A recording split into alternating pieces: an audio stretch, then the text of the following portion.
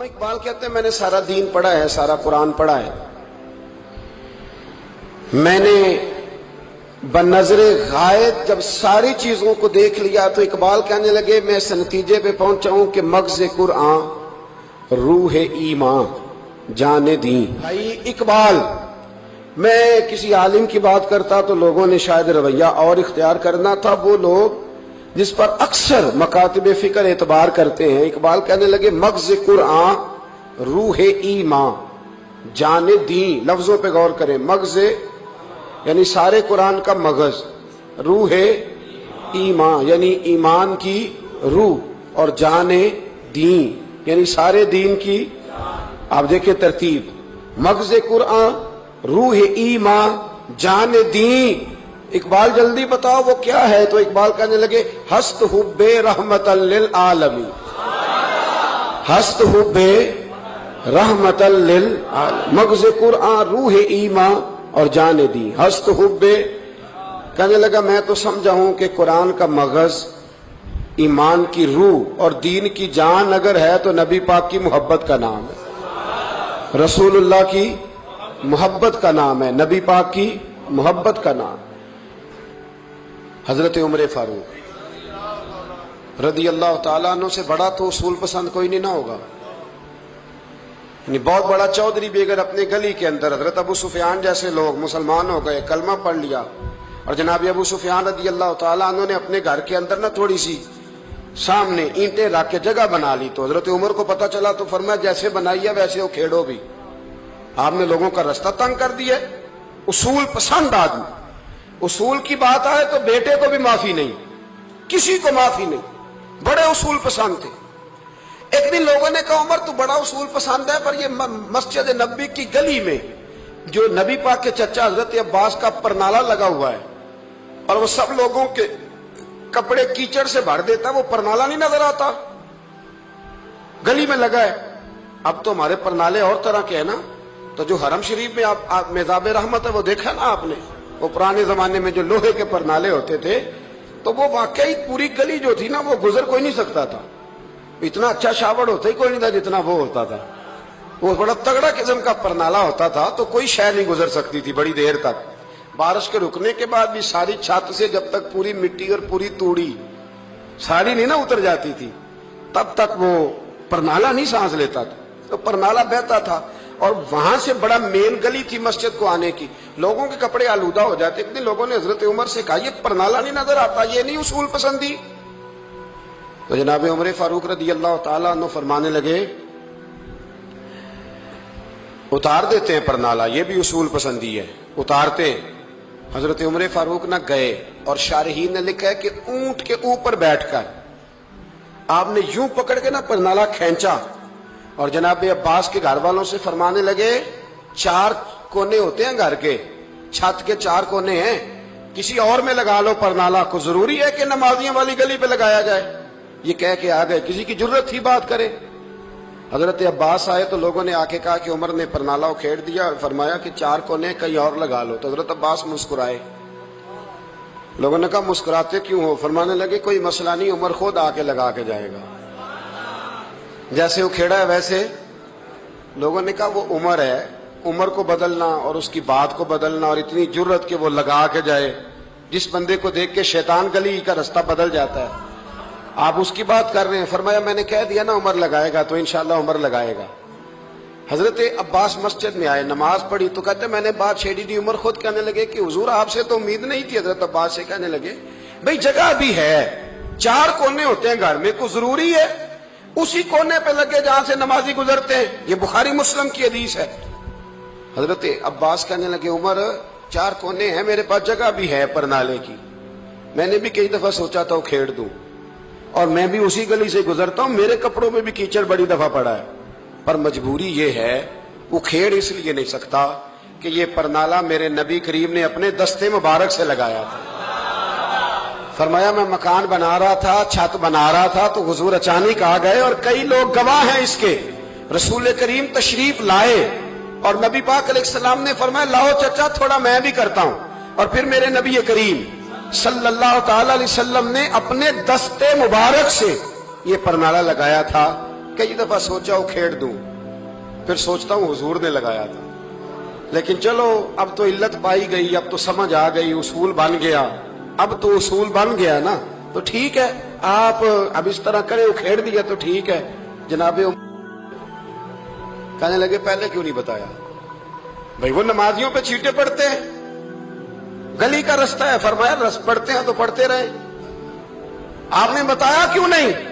हजरत जनाबे अब्बास कहने लगे कि आपका क्या ख्याल है कि मैं ये करूंगा कि लोगों पे छींटे पड़े और मुझे परवाह ना हो? हुजूर ने लगाया था। हजरत उमर फारूक ने ना जनाबे अब्बास का बाजू थामा, तन तंदूर ते हड्डां दा बालन, बाजू थामा और थाम के ना उसी जगह ले गए जहां परनाला उखेड़ा था। पहले तो ऊंट पे चढ़ के लगाया था ना, तो अब कहने लगे हजरत अब्बास से कि आप ना मेरे कंधों पे चढ़ गए, मेरे कंधों पे तन तंदूर ते हड्डां दा बालन, असी हावां नाल तपाया, कप कप मुक्कियां पेड़े कीते, उत्तों इश्क पले थल लाया, तन दा सालन ते मन दी हांडी, लून सबर दा पाया, गुलाम फरीदा वे मैं सारी तेरी, तेनू अजे यकीन नहीं आया? फरमाया खुद लगाइए। हजरत अब्बास रदी अल्लाह तआला अन्हु वो परनाला लगा के उतरे, तो हजरत अब्बास भी रो रहे थे और जनाबे उमर भी रो रहे थे, आंखों में आंसू थे। फरमाया हम ये नहीं देखेंगे कि इल्लत क्या है, वजह क्या है, हम तो ये देखेंगे कि रसूलुल्लाह की निस्बत क्या है। नबी करीम अलैहिस्सलाम के दस्ते मुबारक लग गए, सारी वजूहात खत्म हो गई।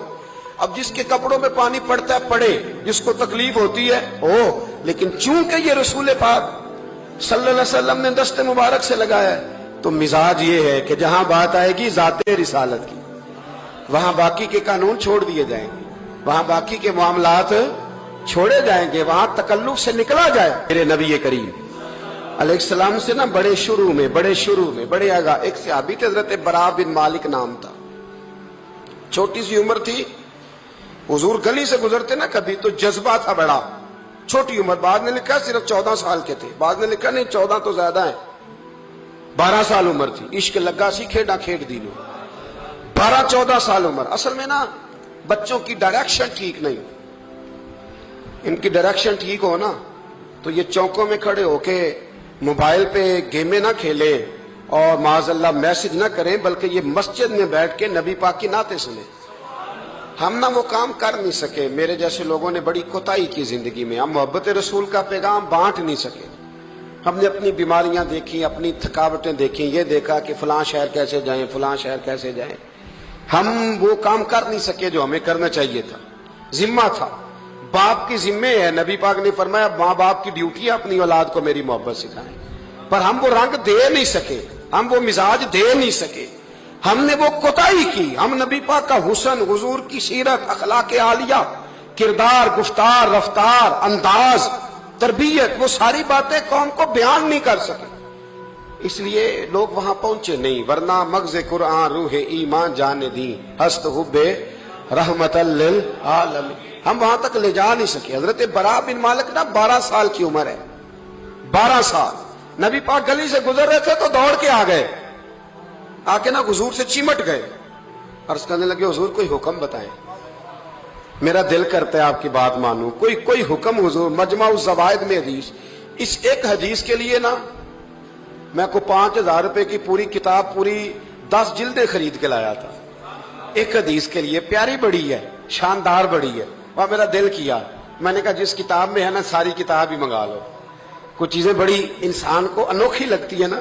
हजरत बरा बिन मालिक रदी अल्लाह, छोटी सी उम्र है, हुजूर से लिपट गए, तो हुजूर ने फरमाया बेटे क्या हुआ? अर्ज करने लगे हुजूर कोई हुक्म बताए, मेरा भी दिल करता है अमल करूं। तो हुजूर ना छोटे छोटे काम बताते, दुकान से, ये बच्चों को यही बताना होता है ना, दुकान से ले आ, ये कर दे, फलां को बुला ले, लेकिन हुजूर उनकी गैर मौजूदगी में उनका जिक्र बड़ा करते। एक दिन कुछ लोग कहने लगे हुजूर बड़ा जिक्र करते हैं, पर वो करता तो छोटे मोटे काम है बच्चा। तो नबी पाक ने एक दिन इरादा किया कि इनको तजर्बा ना कराएं कि वो प्यार कितना करता है। रसूल करीम फरमाने लगे मैं जो कहूंगा करोगे?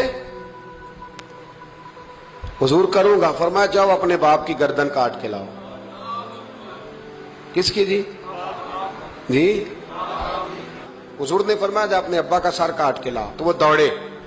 एक रवायत में है कि मौला अली के गले में तलवार लटक रही थी, यूं खींची, اور اس نے جذبات سے دوڑے کہ حضور نے فرمایا اسے پکڑ لو ورنہ یہ گردن کاٹ بھی لائے گا، پکڑ لو اسے ورنہ یہ کاٹ دے گا۔ اللہ کی قدرت کے تھوڑا وقت گزرا تو وہ بیمار ہو گئے۔ دن میں 2 مرتبہ میرے نبی پاک تیمارداری کرنے جاتے۔ ایک شام رسول کریم تشریف لے گئے تو حضور سرانے بیٹھے، ماتھے پہ ہاتھ رکھا تو کریم محبوب ان کے باپ کی طرف کان میں کچھ کہا ان کے والد سے، حضور رونے لگے، اور پھر حضور نے دوبارہ ماتھا چوما، پیار کیا اور چلے گئے۔ حضرت برا بن مالک چھوٹی عمر تھی، کچھ نے لکھا طلحہ بن برا نام تھا ان کا، تو حضرت طلحہ بن برا نا اپنے ابا کو قریب بلایا اور چارپائی پہ بٹھایا، کہنے لگے ابا جی حضور کیا فرما گئے؟ کہا بیٹا تیرے والی بات نہیں۔ کہا نہیں بتائیے۔ کہا نبی کریم علیہ السلام نے فرمایا کہ شام کو نا میرے طلحہ کا انتقال ہو جائے گا، اور جب اس کی روح پرواز کر جائے تو مجھے خبر کرنا، میں آ کے جنازہ پڑھاؤں۔ ٹھنڈ بڑی تھی، مدینے میں ٹھنڈ بڑی تھی۔ حضرت طلحہ نے نا اپنے باپ کا ہاتھ پکڑا اور اپنے سینے پہ رکھا، کہنے لگے ابا حضور تو جو فرما گئے پر میری وصیت یاد رکھنا، نبی پاک کے دین کا قانون یہ ہے کہ جب کوئی انتقال کر جائے تو جلدی دفن کرو، اس طرح کرنا رات کا وقت ہوگا، جب میرا انتقال ہوگا تو فوراً غسل دے کے نا دفن کر دینا، نبی پاک کو خبر نہ کرنا، نہ بتانا۔ عمر دیکھو اور بات دیکھو، کہ حضور کو کیوں نہیں بتانا، حضور خود فرما کے گئے ہیں۔ تو کہنے لگے رات کا وقت ہوگا تو جن گلیوں سے حضور نے گزر کے آنا ہے نا وہ یہودیوں کے محلے ہیں، ایسا نہ ہو کہ میرے جنازے کی وجہ سے کوئی یہودی میرے نبی کو تکلیف دے دے، میرے جنازے کی وجہ سے، جنازے کی وجہ سے۔ یہاں کہتے ہیں حضرت صاحب مجھے بڑا پیار ہے آپ سے پر میرے گھر ضرور پہنچے، جیسے مرے یا جیے، وہاں شام کو آپ کو پہنچنا پڑے گا۔ میرے رسول کریم علیہ السلام کے غلاموں نے دیکھو انداز محبت کیا بیان فرمایا، کہا نبی پاک کو تکلیف نہ ہو میری وجہ سے، میرا جنازہ خود ہی پڑھ کے مجھے دفن کر دینا۔ ان کا انتقال ہو گیا، رات کو دفن کر دیا، صبح حضور تشریف لائے، وہ محبوب جنہیں اللہ نے غیب کے خزانوں کی کنجیاں عطا فرمائی، فرمایا بتایا کیوں نہیں، مجھے بتاتے، میں خود جنازہ پڑھتا، میں خود نہ قبر میری تے میرے اپیرا جے کر پاوے پھیرا، قبر دے اندروں ہڈیاں اٹھ کے مجرا کر سن تیرا۔ کہا بتایا کیوں نہیں، خبر کیوں نہیں کی، میں جنازہ پڑھتا، میں خود پہنچتا۔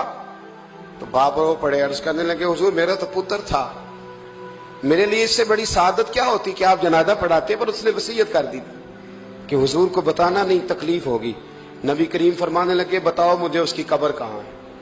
اور یارو غور کرنا، ساری دنیا گنبد خضرا روضہ رسول پہ اور نبی پاک ایک غلام کی قبر پہ تشریف لے گئے، خود نبی کریم گئے، اور آج حضور نے دعا انوکھی فرمائی، فرمایا اے اللہ جب میرا طلحہ تجھ سے ملے نا تو ذرا اس سے مسکرا کے بات کرنا، جو تیری شان کے لائق، رسول اللہ کی محبت، نبی پاک کی غلامی، رسول اللہ کا پیار۔ اعلیٰ حضرت کہتے ہیں جان ہے عشق مصطفیٰ، روز فضو کرے خدا، او بھائیو جس کو ہو درد کا مزہ وہ نازے دوا اٹھائے کیوں۔ اور اعلیٰ حضرت فرماتے ہیں جلنا تو ہے، کوئی دولت کے لیے جلتا ہے، کوئی شہرت کے لیے جلتا ہے، کوئی اقتدار کے لیے جلتا ہے۔ فرمانے لگے اے عشق تیرے صدقے جلنے سے چھٹے سستے، جو آگ بجھا دے گی وہ آگ لگائی ہے، جو ساری آگ بجھا دے گی وہ